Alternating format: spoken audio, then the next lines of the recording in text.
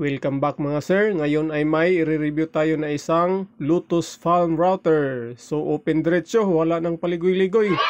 Ito po ang mismong unit. Actually mga sir is nagamit ko na po ito sa mga ilang projects ko sa paggawa ng speaker box. In fact, meron na po siyang worn parts as proof na nagamit na siya. Gawa lang kasi sa transparent plastic ang kanyang pinaka base. At syempre ang kanyang mga accessories para sa guide. Mamaya isa-isahin natin to kung paano to gagamitin sa iba't ibang applications. Tapos siyempre ito ang open range para sa pagbukas at paglagay ng ating router bits. Tapos ito ang kasama niya. Ito naman ang kanyang kasamang free carbon brush. At siyempre hindi mawawala ang kanyang user's manual at warranty card. Alisin lang muna natin itong kanyang base plate para makita natin ang kanyang pinaka-shafting na kung saan dito tayo maglalagay sa ating mga router bits. Yan. So ito may kasama po siyang collet na 1/4. Yung iba may kasama ding mas maliit nito na collet para sa mas maliit na router bit. Pero dito sa akin, iwan ko kung nasaan, baka na-misplace ko lang or hindi na sama sa packaging sa seller. So, official store ko po ito nabili mga sir, kaya authentic to na Lotus. Ang masama lang sa mga products ngayon is kahit original ay para ng imitation. So, ito po ang kanyang switch, napaka-smooth. Meron po siyang cooling pins, grills, magkabilaan para mapalabas niya ang init mula sa kanyang motor. At dito, siyempre ang carbon brush, magkabilaan din. Tapos, meron siyang 4 na tornilyo para sa pagbukas kung sakaling meron tayong preventive maintenance or repair. At dito sa kanyang bottom side is makikita ko po sa loob na mayroon po siyang built-in cooling fan na nagsusupply patungo sa kanyang motor. So, ang maganda nito mga sir is mahaba ang kanyang AC cord. Sinukat ko talaga ito nasa eksaktong 2 meters. At ito din ang kanyang AC male plug is hindi na natin kailangan ng adapter dahil naka-flat na po siya. So ready na po siya natin isaksak sa ating mga wall outlet. Saka ito po ang kanyang guide. So may dalawa siyang higpitan at meron po siyang ball bearing na magsaserve as guide doon sa ating mga pieces na padadaanan. So mamaya ipapakita ko sa inyo kung paano to gagamitin sa kanyang mga adjustment. At ang isang ito naman is guide din ito, multipurpose po siya. Yan, mayroon po siyang wing nut para easy lang po natin siyang luwagan at higpitan. So pwede to sa mga gumagawa tayo ng bilog sa mga lagayan ng speakers. At meron po siyang level dito sa measurement, inches at cm. So dito itong gear na to is dito po ito itatapat dahil ito po ang adjustment sa kanyang lalim between router bits at doon sa kahoy na ating pagpapasadahan. So ganyan lang, taas baba, ikutin lang natin ang kanyang pinaka-guide. So sa paghigpit naman ito mga sir is ganyan lang, pag nakuha nyo na ang tamang sukat, higpitan nyo lang to, ganyan. So tamang-tama lang dahil plastic lang to, pwede itong mabasag. So ito di na siya gagalaw once na nahigpitan na natin. At dito naman sa guide na to is salpak lang natin dyan, tapos higpitan. Yan. So, pwede na natin tong ma-adjust back and forth. Depende sa inyong lagyan ng rabbit na kahoy. So, kayo na ang mag-adjust sa sukat. Once na sakto na or nakuha na nyo ang saktong sukat doon sa inyong pagpapasadahan, higpitan nyo lang itong wing nut na to. Yan. Tapos, hindi na yan gagalaw. At bago tayo mag-actual testing sa ating farm router, isi-share ko muna sa inyo itong kanyang package na 12 pieces router bits. So ito po, naka-plastic po siya. Parang magandang klase. So buksan natin. Yan. So sa 1/8 na halaga mga sir is ito po ang kasama niyang 12 pieces router bit. Sa hindi po ito kasama is nasa 1/5 lang po. Yan. So nagamit ko na po ito, mga router bits na to. Yan. In fact, ito nga, nangingitim na siya.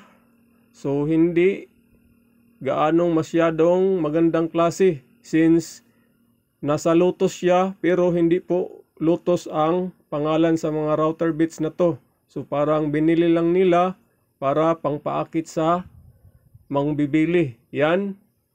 Ito mga sir, meron po itong kasamang ball bearing. Pero sira agad. Yan, natanggal. Mga mahinang klase or mababang klase lang na bearing ang kanilang inilagay nito. Since ito ay mumurahin lang. So, ito din, tingnan nyo, may kasama itong ball bearing. Yan. Hindi swabe ang kanyang ikot. So, parang wala siyang bulitas. So, yan, hindi masyadong smooth ang kanyang ikot. Tapos, kung uga-ugain mo ay meron siyang malaking clearance. So, ito din, nawala ang kanyang ball bearing. So, sa mga ilang projects ko lang to mga sir. So, hindi talaga ito pang heavy duty. Mas maganda talaga bumili kayo ng pang heavy duty na router bits pag marami kayong project. So, dito naman tayo mga sir. Ipakita ko dito kung paano tayo maglagay ng ating router bits gamit ang dalawang open range na to. So, ganyan lang. Position lang ang ating open range at kamayin nyo muna. Pipinggirin nyo muna bago kuha nitong malaki para isang higpitan na lang. Yan, hindi na kayo mapapagod na pabalik-balik gamit itong malaking range na to dahil kinamay nyo na. So, tanggal. So, yun lang. Sa pag-alis naman mga sir, reverse lang doon sa paglagay natin sa drill bits na ito o router bits.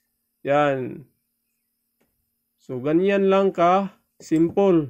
Tapos, finger ulit. Kamayin nyo hanggat makuha natin ang kanyang router bits. So, napakasimple lang. Wag na wag po kayong maglagay ng router bits na nandun itong pinaka base plate niya dahil pwede itong mabasag. Yan. At sa pag-adjust naman sa kanyang lalim, bawat pasada is pwede natin tong taas-baba itong pinaka base plate. So, adjust lang tayo gamit itong kanyang nut na to na nagdadrive dito sa kanyang pinaka gear. Dito naman mga sir, sa paglagay nitong guide na to, so higpitan lang natin. Yan, kung napansin nyo, nasa tapat po ang router bits at ball bearing ng ating guide. So, mayroon po itong dalawang adjustan. So, ito para pagpaluwag, para mag-move in and out itong guide na to gamit itong knobs na to na pinihit ko ngayon. Kung nakita nyo, lumayo papasok itong ball bearing ng ating guide mula dito sa ating router bit. So, take note mga sir, itong router bit at itong ball bearing ng ating guide is bawal po ito magkikiskisan during operation nitong router bit at nitong ball bearing ng ating guide. So, kailangan may distansya yan. So, ganyan, adjust lang, papasok at palabas itong ating guide. Yan, nakalabas siya ngayon. Papasukin natin para pumantay sa ating router bits. Actually mga sir, itong mga router bits na mayroong ball bearing is pwede na po ito walang guide. So, depende na lang yan sa inyo kung anong inyong diskarte. May iba na magawa ng sariling guide batay sa kung anong porma ang kanilang papadaanan sa router bit. So, ganyan lang kadali mga sir.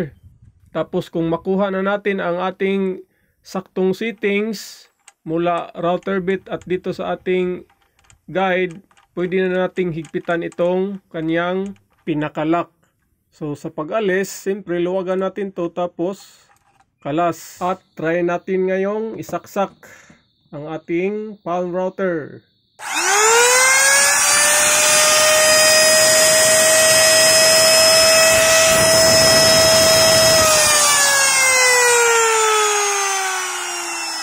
Kahit maliit lang itong palm router mga sir, pero napakalakas na nito dahil nasa 3,500 RPM po ang kanyang bilis sa pag-ikot.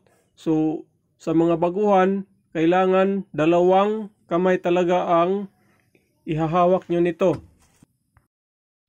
At ito na po ang ating mga router bits. Pili lang tayo dito kung alin dito ang ating gagamitin. So sa ngayon, ito muna ang aking gagamitin. Yung itong naka 45 degrees.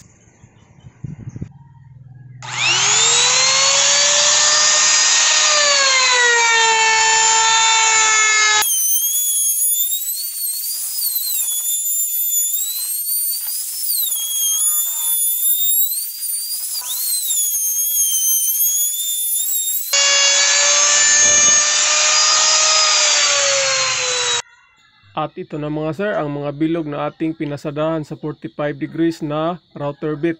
Since first time natin itong nagamit, so malinis naman ang kaniyang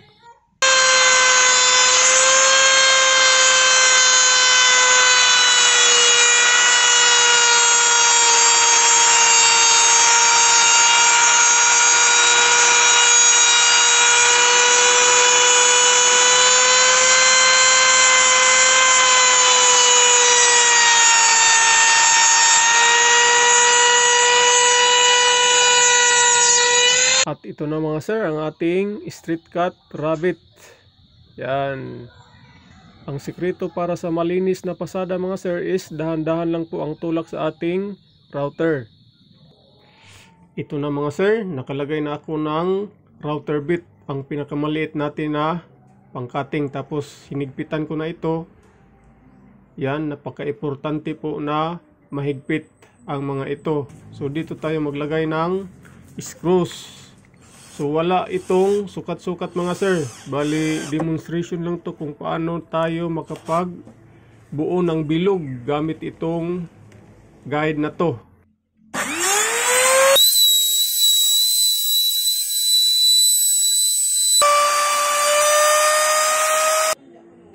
At ito, mag-adjust na naman tayo sa kanyang lalim. So since gumamit lang tayo ng 1/4 marine plywood mga sir, di ko na lang kinalas itong ating router doon sa kanyang pagka-screw. Pero pag makapal po ang inyong binutasan, kailangan sa tuwing mag-adjust kayo ay tanggalin nyo ang router dito sa pieces na inyong ginagawa. Yan, higpitan natin.